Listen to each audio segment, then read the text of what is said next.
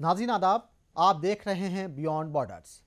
बांग्लादेश के आम इंतखाबात में वज़ीर आज़म शेख हसीना वाजिद और उनकी सियासी जमात अवामी लीग ने लगातार चौथी मरतबा 7 जनवरी को होने वाले आम इंतखाबात में कामयाबी हासिल की है।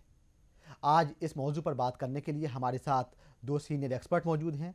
हमारे साथ मौजूद हैं सीनियर सहाफ़ी डॉक्टर खालिद रज़ा साहब।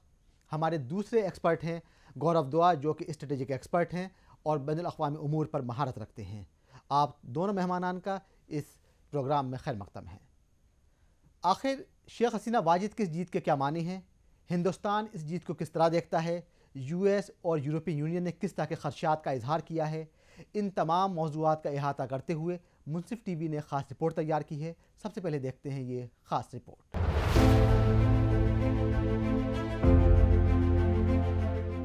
बांग्लादेश की मौजूदा वजीर आजम शेख हसीना अपनी जमात अवामी लीग से मुसलसल 5वीं बार आम इंतखाबात में कामयाबी हासिल कर चुकी हैं। बांग्लादेश के इलेक्शन कमीशन के मुताबिक अवामी लीग को 50% से ज्यादा वोट मिले हैं। 7 जनवरी 2024 को बांग्लादेश में आम इंतखाबात के लिए जैसे ही वोटिंग शुरू हुई तो अवामी लीग की जीत यकीनी थी। इसकी वजह ये थी कि इन इंतखाबात में वोटिंग महज रस्मी थी, क्योंकि बांग्लादेश नेशनलिस्ट पार्टी समेत तमाम बड़ी अपोजिशन जमातों ने इंतखाबात का बाइकाट किया था। बांग्लादेश में हिज़्ब इख्तिलाफ की सबसे बड़ी जमात बीएनपी ने इल्जाम आयद किया कि ये इंतखाबात एक धोखा और फरेब हैं। खदशा जाहिर किया जा रहा है कि अवामी लीग की ये नई फतह बांग्लादेश में दर हकीकत एक पार्टी हुक्मरानी का बाइस बन सकती है। लोगों के खदशात हैं कि इस बात की तवक्को नहीं कि हुकूमत अपने मुखालिफिन पर जारी क्रैकडाउन में नरमी करेगी। जहां दुनिया भर की नजरें बांग्लादेश में जमहूरियत को दबाने और इंसानी हुकूक की खिलाफ वर्जियों के इल्जामात के बाइस इस इलेक्शन पर थीं, वहीं शेख हसीना की जीत इंडिया के लिए खास अहमियत रखती है। इंडियन वजीर आजम नरेंद्र मोदी ने शेख हसीना वाजिद को उनकी कामयाबी पर मुबारकबाद देते हुए एक्स पर लिखा कि हम बांग्लादेश के साथ अपनी पायदार और अवाम पर मबनी शराकत दारी को मजीद मजबूत बनाने के लिए पुरअज़्म हैं। सन 2001 से पहले बांग्लादेश नेशनलिस्ट पार्टी की हुकूमत में इंडिया के मुखालिफ मौक़िफ़ देखा जाता था, लेकिन शेख हसीना की हुकूमत आने से दोनों मुल्कों के ताल्लुकात में ड्रामाई बेहतरी आई। शेख हसीना की हुकूमत ने शुमाल मशरिक में इंडिया मुखालिफ सरगर्मियों को रोकने में मदद की। उनकी हुकूमत ने इंडिया में इंतहा पसंद जराइम का इर्तिकाब करने के बाद बांग्लादेश में पनाह लेने वालों पर शिकंजा कसा। इससे शुमाल मशरिक में इंडिया के लिए माहौल बेहतर हुआ। शेख हसीना की क़यादत में बांग्लादेश आज एक मुतज़ाद तस्वीर पेश करता है। मुस्लिम अक्सरियती मुल्क जो कभी दुनिया के गरीब तरीन ममालिक में से एक था, 2009 से शेख हसीना की क़यादत में काबिल एतमाद मुआशी कामयाबी हासिल की हैं। वजीर आजम की हैसियत से शेख हसीना अपनी मुद्दत के इख्तिताम तक 81 साल की हो जाएंगी। उनका जानशीन कौन होगा, ये बांग्लादेश में अवामी लीग के हामियों समेत बहुत से लोगों के लिए एक बड़ा सवाल है। कुछ तजज़ियाकारों का कहना है कि इंतखाबी नताइज वाज़ेह थे, लेकिन मुस्तकबिल गैर यकीनी नजर आता है। गौरव, शुरुआत आपसे करेंगे कि आखिर इस जीत के क्या मानी है? सबसे पहली बात तो ये है कि जैसा कि हमने देखा कि रिजल्ट्स आने के बाद ऐसा नहीं है कि कोई लार्ज स्केल वायलेंस हो रही है। तो उस लिहाज से आप ये कह सकते हैं कि बांग्लादेश अभी भी पॉलिटिकली स्टेबल है। एट द सेम टाइम हम ये भी मानते हैं कि डेमोक्रेसी को बहुत बड़े-बड़े चैलेंजेस हैं वहाँ पर, क्योंकि पहले एक समय पर तो 60% वोटर टर्नआउट हुआ था, अब तो सिर्फ 40% रह गया और कुछ इंडिपेंडेंट जो एक्सपर्ट्स हैं वो ये भी बोलते हैं कि शायद 28% है। तो उस लिहाज से डेमोक्रेसी को तो अभी बहुत सीरियस चैलेंजेस वहाँ पर हैं। पर अगेन जियोपॉलिटिकली देखें तो इंडिया के लिए, चाइना के लिए, रशिया के लिए, जापान के लिए ये एक तरीके से एक पॉजिटिव डेवलपमेंट है, क्योंकि हसीना के रूप में वो एक रिलायबल एलाय को देखते हैं। पर at the same time US और जो वेस्टर्न वर्ल्ड है, उनके लिए फिर भी डेमोक्रेसी एक बहुत बड़ा इश्यू है। तो ये आगे चल के देखना पड़ेगा कि किस तरह से प्ले आउट होता है। खालिद साहब, गौरव कह रहे हैं कि पॉलिटिकली स्टेबल है, लेकिन कहीं न कहीं आपको ऐसा नहीं लगता है कि बांग्लादेश धीरे-धीरे एक वन पार्टी डेमोक्रेसी की तरफ बढ़ रहा है? बल्कि अगर थोड़ा-सा और हार्श होकर अगर हम बोलें कि आमनेट की तरफ बढ़ता जा रहा है, कि जिस तरह से मेन अपोजिशन पार्टी का पूरी तरह से कहीं कोई पार्टिसिपेशन नहीं है। देखिए, यही कंसर्न जो है यूएस ने भी शो किया है, यही कंसर्न यूएन ने भी शो किया है। यूएन के जो ऑब्जर्वर्स आए हुए थे इलेक्शन के दौरान, क्योंकि तकरीबन 100 ऑब्जर्वर्स वहाँ थे, उन तमाम ऑब्जर्वर्स की जो रिपोर्ट है, इंक्लूडिंग इंडिया से 3 ऑब्जर्वर्स थे, तो मैक्सिमम ऑब्जर्वर्स इंक्लूडिंग यूएन की जो रिपोर्ट है वो ये है कि इलेक्शन में वो फ्री एंड फेयर इलेक्शन नहीं है। वहाँ पर काफ़ी लोगों को जो जिस तरह से अपोजिशन लीडरान के साथ जो सलूक किया गया, उनको इलेक्शन से पहले ही जिस तरह से बड़ी तादाद में जेलों में बंद कर दिया गया, तो इस तरह की डेमोक्रेसी, इस तरह का इलेक्शन पर सवाल उठना लाजमी था। तो अब ऐसे में अगर पॉलिटिकली स्टेबल है तो डेमोक्रेसी कैसे बेहतर हो सकती है? मैं थोड़ा गौरव जी की बात से इत्तेफाक नहीं करूंगा, क्योंकि डेमोक्रेसी और पॉलिटिकल स्टेबिलिटी दोनों कॉम्प्लीमेंट्री हैं। राइट। तो डेमोक्रेसी कैसे वहाँ पर उसको ये माना जाए कि डेमोक्रेटिक कंट्री, ये इंटरेस्ट अलग अलग कंट्रीज़ के, हमारे भारत के इंटरेस्ट हैं कि शेख हसीना के साथ हमें एक बेहतर एलाई मिल गया, लेकिन क्या भारत शेख हसीना के तौर पर एक बेहतर एलाई चाहता है, या भारत या कोई और कंट्री बांग्लादेश की आवाम के साथ, वहाँ की पीपुल, वहाँ की जनता के साथ को अपना एलाई बनाना चाहता है? ये बहुत इंपॉर्टेंट है कि किसी एक रूलिंग पार्टी को एलाई बनाना या पूरे बांग्लादेश की आवाम को एलाई बनाना।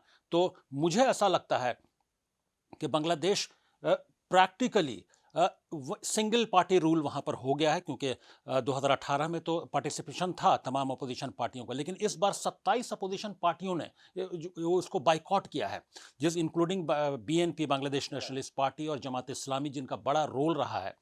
तो इनके बाइकॉट के बाद ऊपर से जो 40% की जो पोलिंग हुई है, वो उस पर भी सवाल उठ रहे हैं। जो जैसा कि गौरव जी ने कहा कि कई एनालिस्ट का कहना है कि 28% ही पोलिंग हुई है, तो इस पर सवाल उठ रहे हैं कि इलेक्शन कमीशन ने इसकी ये भी फिगर जो है वो इन्फ्लेट करके पेश किया है।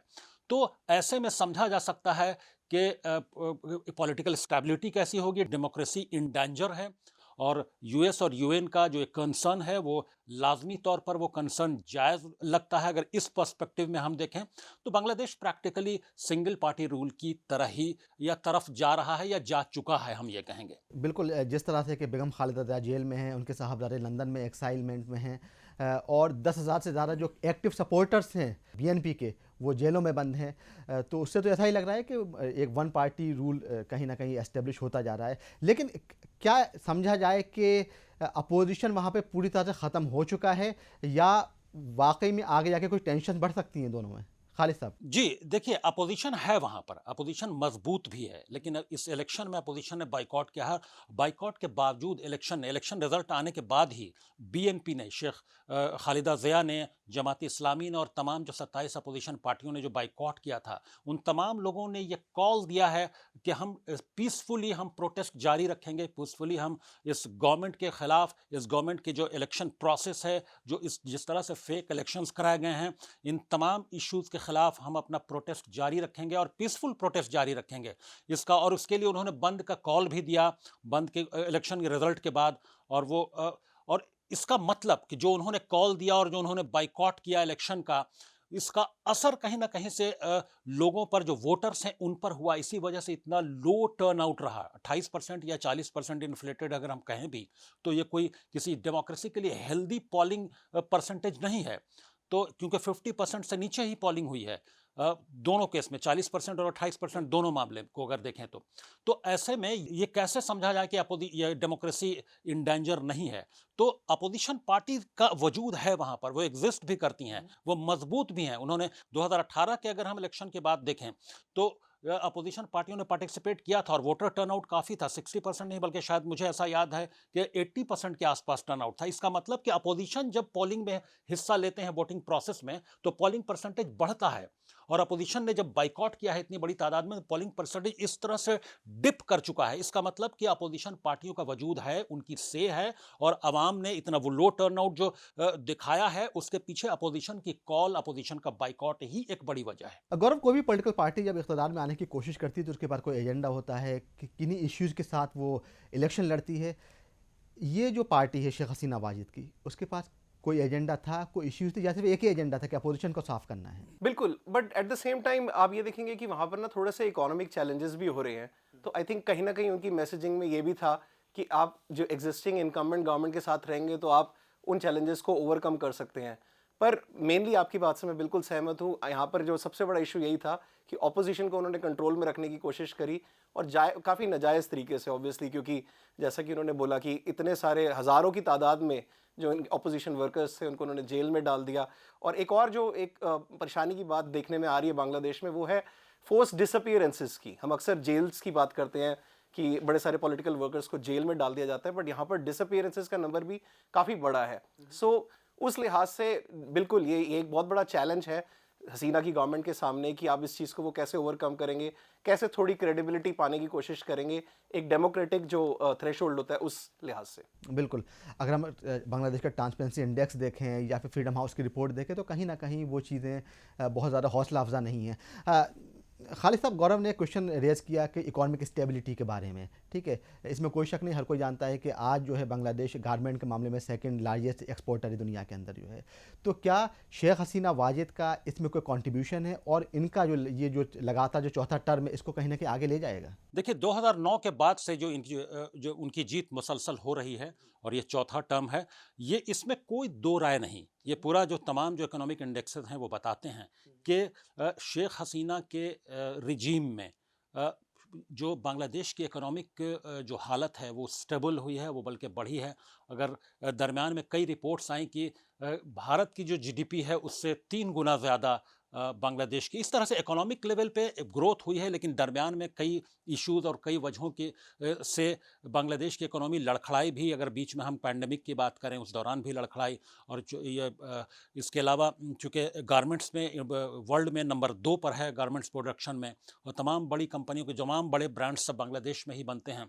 तो इकोनॉमी का एक बड़ा कि इकोनॉमी के मजबूत होने की एक बड़ी वजह वहाँ गारमेंट फैक्ट्री है। इसमें कोई दो राय नहीं कि थोड़ा इकोनॉमिक ग्रोथ हुआ है, और ये उन्होंने वादा भी किया कि लगातार अगर हमारी गवर्नमेंट आती है तो फिर हम इकोनॉमिक स्टेबिलिटी की तरफ बढ़ेंगे। जो थोड़ा सा लड़खड़ाई है इकोनॉमी, तो ये एक फैक्टर हो सकता है, लेकिन पॉलिटिकल स्टेबिलिटी की बात अलग है। हर हुकूमत आती है तो अपने हिसाब से इकोनॉमी को ग्रोथ देने की कोशिश ज़रूर बिल्कुल करती है, बिल्कुल। लेकिन ये एक कंसर्न की बात है कि अवाम की जो उमंगें हैं, जो ख्वाहिशात हैं, जो अवाम के जो एस्पिरेशंस होते हैं, जो पॉलिटिकल एस्पिरेशंस की बात कर रहा हूँ, जो डेमोक्रेसी के ज़रिए वो ज़ाहिर करते हैं, वो तो कहीं ना कहीं से ख़तरे में ज़रूर नज़र आ रहा है। अलग अलग कंट्रीज़ अलग अलग एलाइज़ के तौर पर वहाँ की गवर्नमेंट को देख सकते हैं, लेकिन क्या गवर्नमेंट को एलाई बनाना बेहतर है या किसी कंट्री की आम जनता को एलाई बनाना बेहतर है? क्योंकि ये प्रॉपर अगर सवाल उठ रहे हैं यूएस और यूएन की तरफ से, इसका मतलब कि प्रॉपर रिप्रेजेंटेशन नहीं है अवाम का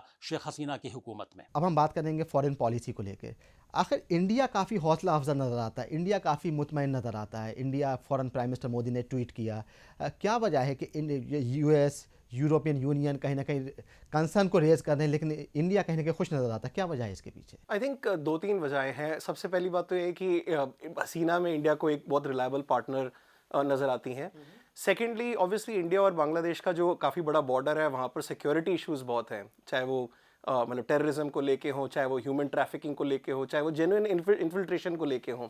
तो उस लिहाज से भी हसीना ने एक तरीके से इंडिया को काफ़ी सपोर्ट किया है। इस सब में हमें ये भी देखना है कि कहीं ना कहीं इंडिया की जो करंट नेबरहुड पॉलिसी है, जिसमें थोड़े से चैलेंजेस नज़र आ रहे हैं, मालदीव्स का एग्जाम्पल सबके सामने है, उस लिहाज से बांग्लादेश को भी इंडिया चाहेगा कि वो हमारे kind of sphere of influence में रहे। और उस लिहाज से अगर आपको थोड़े, मेरे को यहाँ पर जयशंकर जो हमारे विदेश मंत्री है जयशंकर, उनकी एक बात याद आती है। उन्होंने बोला था कि कंट्रीज की वैल्यूज अलग होती हैं और इंटरेस्ट्स अपनी जगह होते हैं। बिल्कुल। तो यहाँ पर एक तरीके से न्यू दिल्ली अपने इंटरेस्ट्स को परस्यू कर रहा है जब वो हसीना को सपोर्ट करते हैं। तो या खालिद साहब, आखिर इंडिया जो बीएनपी को इतने शक की निगाह से, इतनी सस्पिशन से क्यों देखता है? क्या इसकी वजह जमात इस्लामी है? वो जमात इस्लामी जिसने कि बांग्लादेश की आज़ादी की मुखालफत की थी, पाकिस्तानी मिलिट्री का साथ दिया था, क्या ये वजह है या कोई और वजह है? देखिए, इससे पहले जब बीएनपी की हुकूमत थी, शेख हसीना से पहले, जब खालिदा ज़िया प्राइम मिनिस्टर हुआ करती थी, तो वहाँ जो इस्लामिक इंसर्जेंसी जिसको कहा जाता है वो वहाँ बढ़ी, टेररिज्म के केसेस वहाँ बढ़े। उसके अलावा जो नॉर्थ ईस्ट के जितने जो एथनिक इंसर्जेंट ग्रुप्स हैं वो सब ऑपरेट बांग्लादेश से कर रहे थे, तो इसमें बहुत बड़ी वहाँ पर बहुत ज़्यादा वो बढ़ गया था।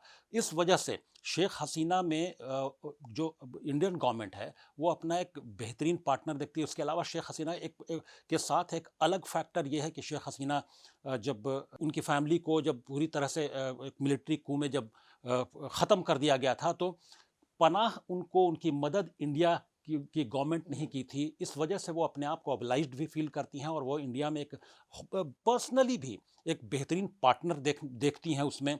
और उसके अलावा जो जिस तरह की केमिस्ट्री नज़र आती है इन तमाम वजूहात की बिना पर, वो भारत भी कंफर्टेबल फील करता है और शेख हसीना भी भारत के साथ कंफर्टेबल फील करती हैं। लेकिन भारत का, जैसा कि गौरव जी बता रहे थे, बहुत, और आपका भी जो सवाल था कि फॉरेन पॉलिसी के मामले में भारत का एक बहुत बड़ा कंसर्न बांग्लादेश के साथ ये भी है। बांग्लादेश में सिर्फ ये नहीं कि पहले की हुकूमतों में इंसर्जेंट ग्रुप बढ़े, और इसके अलावा बांग्लादेश स्ट्रेटजिकली बहुत ज़्यादा इंपॉर्टेंट है भारत के लिए, अगर हम नॉर्थ ईस्ट के पर्सपेक्टिव में भी देखें तो। क्योंकि नॉर्थ ईस्ट से भारत डायरेक्टली कनेक्टेड नहीं है, एक चिकन स्नेक है सिर्फ 20 किलोमीटर या 12 मील का, जिससे भारत नॉर्थ ईस्ट से कनेक्टेड होता है। अगर हम लैंड की बात करें, एक ऐसा चिकन नेक है कि अगर भारत को हमेशा ये खतरा बना रहता है कि अगर चीन के साथ टेंशन हुआ, अगर चीन के साथ कोई ऐसा फर्दर वॉर की सिचुएशन होती है, तो चीन की हमेशा ये कोशिश रही कि उस चिकन नेक का जो एरिया है उस पर वो अटैक करे, उसको वो सर्विलेंस में लाए। तो फिर इंडिया के पास बचता क्या है नॉर्थ ईस्ट के साथ अपने आप को कनेक्ट करने का। इसलिए बांग्लादेश का जो पूरा एरिया है, जिससे रिवर के थ्रू और रोड, रेल और तमाम इस तरह के जो कन्वीनियंस हैं, उसके ज़रिए भारत पूरी तरह से जुड़ा। और इसके अलावा नॉर्थ ईस्ट में जाने के लिए उस चिकन नेक्स के बदले उसका अल्टरनेटिव रूट बांग्लादेश से डायरेक्ट है। बहुत सारी ऐसी ट्रेनें, बहुत सारी ऐसे रूट्स हैं, ट्रक्स के, रोड्स के, जिसके ज़रिए डायरेक्टली बांग्लादेश के थ्रू पहुंचता है भारत नॉर्थ ईस्ट के कई स्टेट्स में। खालिद साहब, एक आखिरी सवाल मेरा आप दोनों से है, दोनों ही लोगों को आप चाहूँगे रिप्लाई करें। अगर हम इंडियन प्राइम मिनिस्टर को देखें, प्राइम मिनिस्टर मोदी को देखें, और बांग्लादेश में शेख हसीना वाजिद को देखें, तो क्या दोनों की फंक्शनिंग कुछ आपको सिमिलर नज़र नहीं आती है? राजनीतिक शैली जिसे हम लोग हिंदी में बोलते हैं, जैसे फॉर एग्जांपल अगर प्राइम मिनिस्टर मोदी का न्यू इंडिया है तो वहाँ पे नया बांग्लादेश है, ठीक है। अगर इंडिया की सॉफ्ट पावर डिप्लोमेसी है तो बांग्लादेश भी कहीं ना कहीं जो है, जो फॉरेन जो कंट्रीज उनके सारे बैलेंस अच्छे से एस्टेब्लिश कर पा रहा है। प्राइम मिनिस्टर मोदी की जो अपनी पार्टी पे मजबूत पकड़ है, वहाँ शेख हसीना वाजिद की मजबूत पकड़ है। अगर देखा जाए तो बांग्लादेश में शेख हसीना वाजिद ने एक इकॉनमी को अच्छी रफ्तार दी है, वहीं कहीं ना कहीं प्राइम मिनिस्टर मोदी के बारे में भी कहा जाता है कि इंडियन इकॉनमी की ग्रोथ अच्छी हुई है। तो आप दोनों को क्या लगता है? पहले गौरव आपसे। मैं एक डिफरेंस यहाँ पर देखता हूँ, वो ये है कि ऑब्वियसली जैसे कि हमने देखा कि बांग्लादेश में तो ऑपोजिशन ने बॉयकॉट ही कर दिया इलेक्शन। हमारे यहाँ जो इलेक्शंस हो रहे हैं वो अभी उस मतलब उतनी बुरी हालत नहीं लग रही। इलेक्शंस फिर भी फ्री एंड फेयर है, हालांकि बीच में ईवीएम्स के ऊपर कंसर्न्स अक्सर उठाए जाते हैं। पर अगर आप देखें अभी 4 जो राज्यों के चुनाव हुए थे, उसमें ज़्यादातर में वोटिंग का परसेंटेज भी अच्छा था। तो एक तरीके से आप प्राइम मिनिस्टर मोदी की पॉपुलैरिटी को डिनाई नहीं कर सकते, जैसे कि आप हसीना के केस में कुछ सवाल उठा सकते हैं क्योंकि वोटिंग परसेंटेज काफ़ी कम था।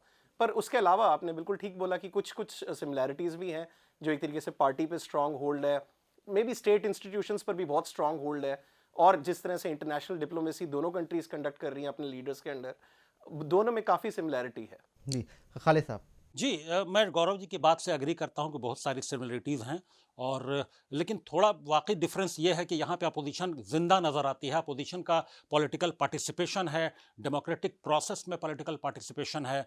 लेकिन बांग्लादेश में जो, अगर हम पिछले बार को छोड़ दें, इस इलेक्शन को देखें तो पूरी तरह से बाइकॉट रहा अपोजिशन पार्टियों का।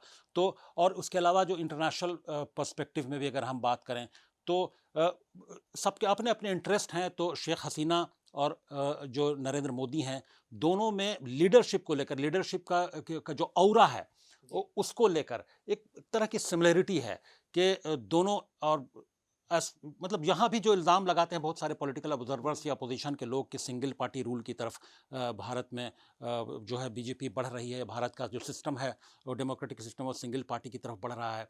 तो इस मामले में भी जो उनके इल्ज़ामात हैं, अगर हम थोड़ा सा देखें तो अपोजिशन उतना मजबूत नहीं है, धीरे धीरे अपोजिशन की लाइन धीरे धीरे खिसक ही रही है, कमज़ोर ही होती नज़र आती है। तो ऐसे में ये भी एक सिमिलरिटी है कि हो सकता है कि सिंगल पार्टी उसी तरह का कुछ रूल यहाँ भी हो जाए और नरेंद्र मोदी उसी तरह से रूल करने लगे। गौरव, आप शेख हसीना वाजिद की जो एक हार्डलाइन अप्रोच है, जैसे खालिद भाई ने एक बात कही थी कि कहीं ना कहीं इस्लामिक जो एक्सट्रीमिज़म, जो सो कॉल्ड इस्लामिक एक्सट्रीमिज़म है, उसके ख़िलाफ़ उन्होंने कहीं ना कहीं एक जमात इस्लामी के ख़िलाफ़ क्रैकडाउन किया था, ठीक है। कुछ लोग, कुछ ऑब्जर्वर जो है उसको कहते हैं नॉनसेंस अप्रोच भी कहते हैं। उसको लेके आपके क्या व्यू पॉइंट है आपका? नहीं, I think definitely, I think उनका जो एक तरीके से एंटी टेररिज्म स्टांस तो काफ़ी वाइडली रिकॉग्नाइज्ड है। पर एट द सेम टाइम आपको एक बड़ी थिन लाइन होती है कि जब आप डिसेंट पे क्रैकडाउन कर रहे हैं या टेररिज्म पे क्रैकडाउन कर रहे हैं। तो आई थिंक यहाँ पर हमें जो देखने को मिल रहा है वो ये है कि डिसेंट पर भी काफ़ी ज़्यादा क्रैकडाउन हो रहा है, और एक तरीके से बड़ा ही नॉन कॉम्प्रोमाइजिंग एटीट्यूड इन्होंने अपनाया हुआ है। क्योंकि जहाँ तक वो केयर टेकर गवर्नमेंट का जो उनकी डिमांड का सवाल है, वो भी उस मामले पर भी ये बिल्कुल मानने को राजी नहीं है। तो ये कहीं न कहीं इनको इस जो डेमोक्रेटिक डेफ़िसिट है, इसको एड्रेस ज़रूर करना पड़ेगा। खालिद साहब, चाइना जो है, चाइना का एंगल काफ़ी अहम है यहाँ पर। अगर हम जो है वन वर्ल्ड इनिशिएटिव की बात करें, बीआरआई प्रोजेक्ट की बात करें, चाइना आज भी बांग्लादेश का सबसे बड़ा जो तिजारती पार्टनर है, ठीक है? इंडिया क्यों कंसर्न है? इंडिया के चाइना की वजह से कंसर्न है कि वो ये चाहता है कि कहीं ऐसा ना हो कि मालदीव की तरह बांग्लादेश भी हाथ से निकल जाए? आपको क्या लगता है? नहीं, चीन की वजह से बहुत ज़बरदस्त कंसर्न तो है, क्योंकि बांग्लादेश का बॉर्डर हिंदुस्तान के, मैंने अपने बातचीत में पहले बोला कि पूरा नॉर्थ ईस्ट का जो रीजन है, 7 स्टेट्स जो हैं, वो पूरी तरह से बांग्लादेश से जुड़े हुए हैं डायरेक्टली। वो पूरा एक्सेस थ्रू बांग्लादेश है, क्योंकि वो जो डायरेक्ट एक्सेस है भारत का, जो नेपाल भूटान बॉर्डर के आसपास से होके, वो सिर्फ 20 किलोमीटर का है, वो हमेशा खतरे में रहता है। तो इसलिए बांग्लादेश ऐसे भी अहम पार्टनर है।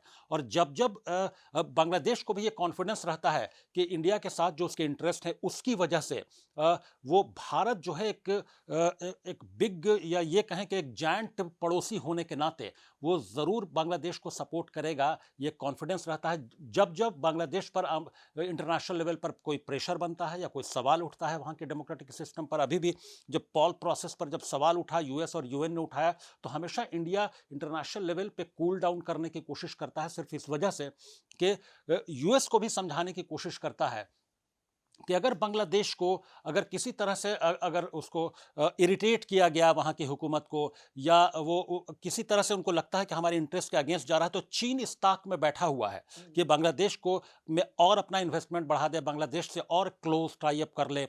तो इस वजह से वो हमेशा भारत के लिए भी खतरा होगा, और यकीनी तौर पर अमेरिका भी नहीं चाहेगा कि वो किसी तरह से चीन जो है इस इलाके में अपनी पैठ बनाए। तो ये बहुत अहम मामला है चीन का, क्योंकि जाहिर सी बात है चीन का यहाँ मौजूदगी हमारे लिए तो इस पर तो सवाल खड़े करेगा ही। बिल्कुल। गौरव, रीजनल डिप्लोमेसी को अगर हम देखें, ये पूरा जो साउथ एशिया ये है, तो यहाँ पर जो है क्या समझा जाए? शेख हसीना वाजिद इस तरह से कंटिन्यू जो है एक आमरीत की जानिब, कुछ लोग कहते हैं बढ़ती जा रही है, तो उसकी वहाँ क्या जो उसकी अहमियत है? अगर आप देखें तो हसीना ने अपने टाइम में पाकिस्तान से भी ठीक रिलेशंस रखे हैं। तो मैंने जैसा कि स्टार्टिंग में बोला कि अल्टीमेटली जो एक रीजनल लेवल पर भी और इंटरनेशनल लेवल पर भी उनको एक लेवल पे यहाँ पे पॉलिटिकल स्टेबिलिटी दिखती है जो कि कंटिन्यू कर रही है। तो उस लिहाज से जैसा कि मैंने बोला, हमने यहाँ पर रीजनल कंट्रीज की तो बात करी, इंडिया और चाइना, पर मैं ये भी बोलना चाहूंगा कि रशिया भी एक तरीके से काफी खुश है, क्योंकि हम रशिया और बांग्लादेश के रिलेशनशिप को भी इग्नोर नहीं कर सकते, खासकर जो उनकी न्यूक्लियर रिलेशनशिप है। तो उस लिहाज से आप ये लगा लीजिए कि डेमोक्रेसी के ऊपर सबने कंसर्न्स को एक्नॉलेज तो किया है।